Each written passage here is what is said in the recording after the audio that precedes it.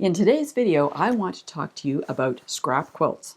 Hi, I'm Kim Jamieson-Hirst of Chatterbox Quilts, and today we're taking a look at modern scrap quilts, playing with negative space, and it's by Sylvia Schaefer. Now, Sylvia has a previous book called The Quilter's Negative Space Handbook, which I absolutely love. So many amazing, different than what I had heard of before, ideas. So I was really thrilled to get her new book, which is about scrap quilting. So I was thinking she's probably going to apply some of the information in her previous book to this one, which she does, but there's so much more information in here. And I've got to admit that I have to really think about what she's talking about here. I mean, I really have to process it. That's not a bad thing, don't get me wrong. She has lots of ideas I have not encountered before, so I really have to think, how could I apply these to my quilt projects? Okay, but before I do any more thinking, let's actually take a look into the book, shall we? Okay, and by the way, thank you so much to C&T Publishing for sending this copy to me so I could share it with you. So when you first get into the book, she has this diagram here, and she's using letters to denote certain information about the scraps and the scrap projects. So A, B, and C talk about the size of the scraps you're using in a project. D, E, and F is the amount of scraps that you need for any particular project. So if you are talking about A means that you're using scraps that are like 5 inches and smaller, okay? B is ones that are between 5 and 10 inches, and C is larger than that, so fat eighths, fat quarters, all right? Then D, E, and F, if you're talking about D, these projects are smaller or only use scraps in a portion of the design. E, those are projects that are moderate in size and the scrap usage, and F, of course, are large projects that need lots of scraps, and you may wish to supplement your scraps with some fat eighths or fat quarters as well. Okay, so you will see this on each of the projects in here, so that helps you to know, how big the project's going to be and how many scraps you might have to get together for that particular project. She's talking about why you would use scraps in negative space. Okay, so negative space being typically we think of as the large area that is not part of the primary design, all right? You may call it the background sometimes. And why would you use scraps? Well, here's a good example here. So you can see that she's got, what we would typically use, just a solid fabric in the background. But here, she's mocking it up to look like there's different scraps or different fabrics in the background. Gives it more interest, right, than just this. You can see the difference between them. Now, again, this is all personal choice, but why not start thinking this way and how you can use your scraps in the background, which we typically don't think for most traditional quilt patterns, all right?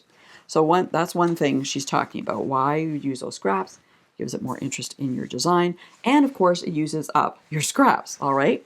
Now, one of the things I like about this book is that she has this QR code you can scan with your phone, and it'll take you to an area that gives you a refresher on foundation paper piecing, because there is some foundation paper piecing in the book, and it also has the printable templates online. So I like that you don't have to copy them from the book. You can go to that area and just print them out. Makes it very helpful. And then she talks about terminology. So I mentioned before negative space, not foreground, I said background, but she talks about what's foreground, what's background, how she refers to these. She wants you to understand how she interprets these, I should say, so that when she refers to them in the book, you'll understand what she's talking about, all right? So your foreground is what draws the eye. In this case, you can see the flying geese in the different colors, or here in the pink. The background refers to an area that recedes completely. Sometimes it's one and the same as the negative space, but the negative space may also have layers, she says, and include elements in a background. So, for example, you can see here the negative space is all the pink, but in here you've got these little bits in between that are the negative space. It's pink as well. Down here you can see that you have different fabrics in the negative space or in the background. Okay, you've got all these different blues, purples, and here again we're just with this solid pink. Okay, so again, something to get your head around so you understand as you move forward. Now, you're dealing with scraps. You have all different colors of scraps. So she talks about different fabric choices and understanding color theory a little bit anyway before you get into it so you can make appropriate decisions, okay? And then she starts talking about how and where she's using these scraps. So in this case, she's talking about, in different chapters, she'll talk about how she's doing that, and then she'll give you a project to use that learning that you have hopefully learned in that particular chapter. So here she's talking about scraps in the block background. Well, that's hard to say. Okay.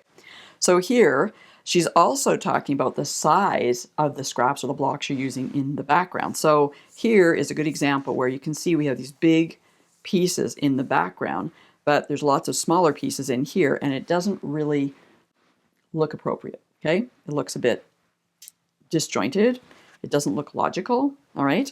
Whereas here, when you have pieces that are more in the same size as what you've got in the foreground blocks, it looks much more consistent. They are much more consistent, and it looks more appropriate. So when you look at something like this, something, just to your eye, it looks a bit jarring, right? And the reason is that you're using pieces that are much larger, and it just doesn't work very well.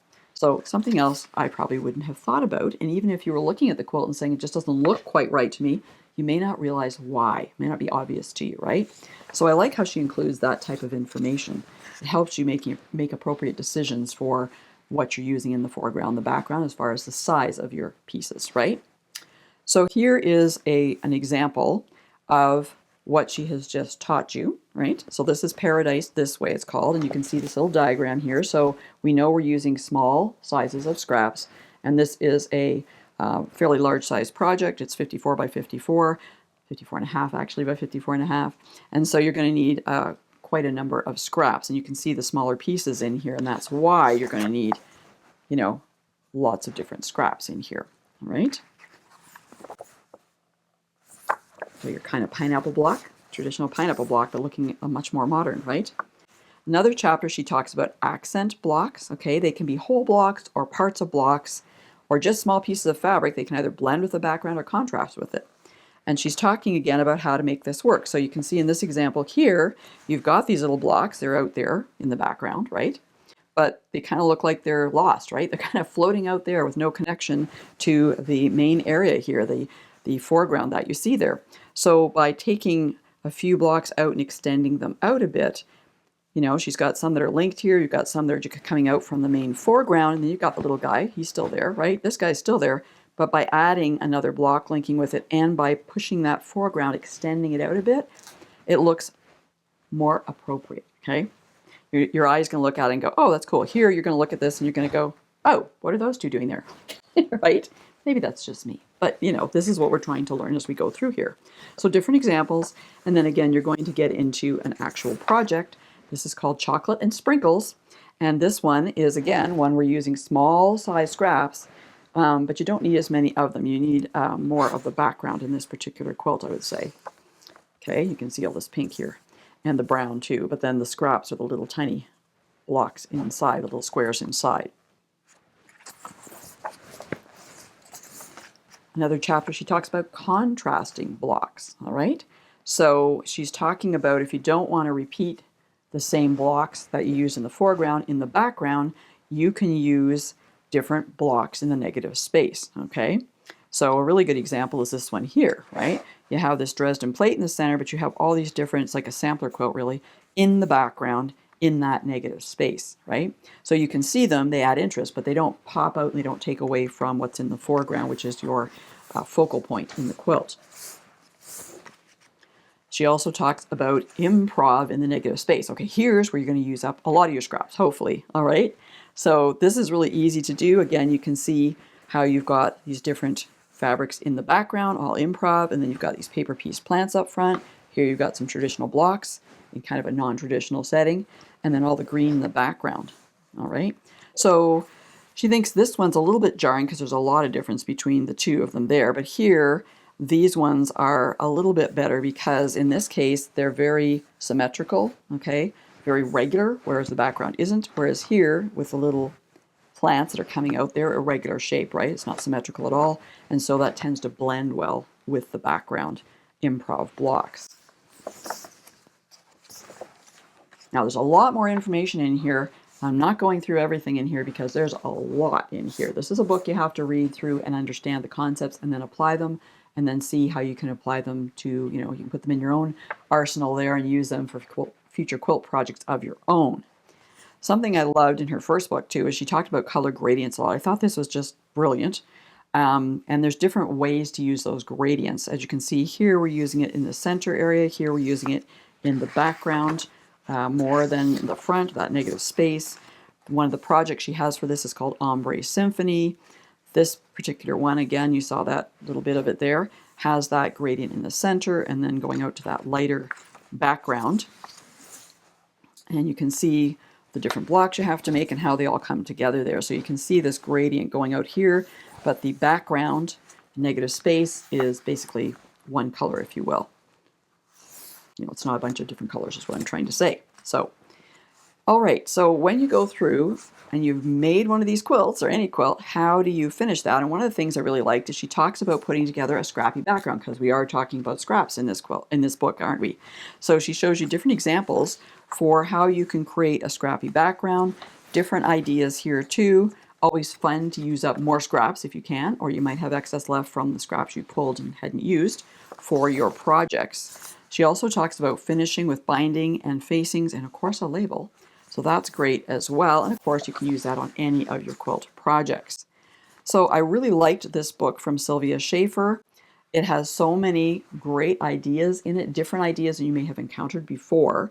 And as I said, it's a book you have to read right through. I would read through, each section and then apply it to a project. Maybe it's only part of one of the quilts she has in here if they're bigger than what you want to work with.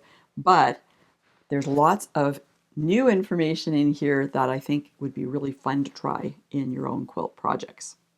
Now, I've talked about this book and how interesting that is, and if you want to get your own copy, make sure you check up above or in the description below, because I'll put links for it. But you might be wondering about her first book, right? The Quilter's Negative Space Handbook. Well, don't worry, I got you covered. Check out this video that has all the information that you need. And for more helpful quilting information, be sure to go to my website at www.chatterboxquilts.com.